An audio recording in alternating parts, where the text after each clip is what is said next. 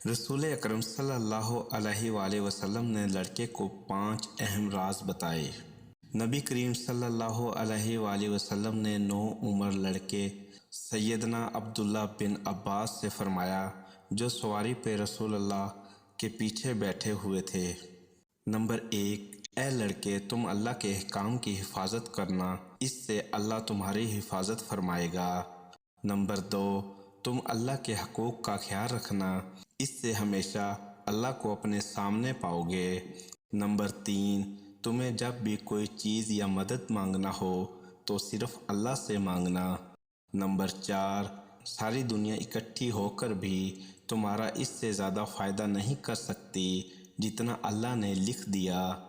Number 5، ساری دنیا اکٹھی ہو کر بھی تمہارا اس سے زیادہ نقصان نہیں کر سکتی جتنا اللہ نے لکھ دیا۔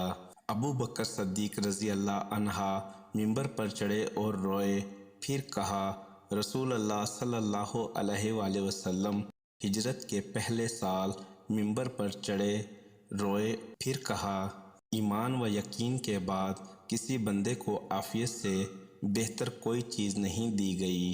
اللہ سے گناہوں سے درگزر اور مصیبتوں اور گمراہوں سے عافیت طلب کرو، کیونکہ رسول اللہ صلی اللہ علیہ وآلہ وسلم نے فرمایا، جسے اچھا لگے اور پسند آئے کہ مصائب و مشکلات اور تکلیف دہ حالات میں اللہ اس کی دعائیں قبول کرے تو اسے کشیدگی و فروغی کی حالت میں اللہ سے دعائیں مانگتے رہنا چاہیے۔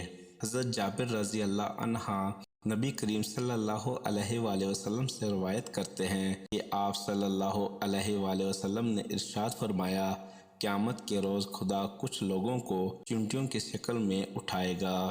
لوگ انہیں اپنے قدموں میں روندیں گے، پوچھا جائے گا، یہ چیونٹیوں کی شکل میں کون لوگ ہیں؟ انہیں بتایا جائے گا کہ یہ وہ لوگ ہیں جو تکبر کرتے تھے۔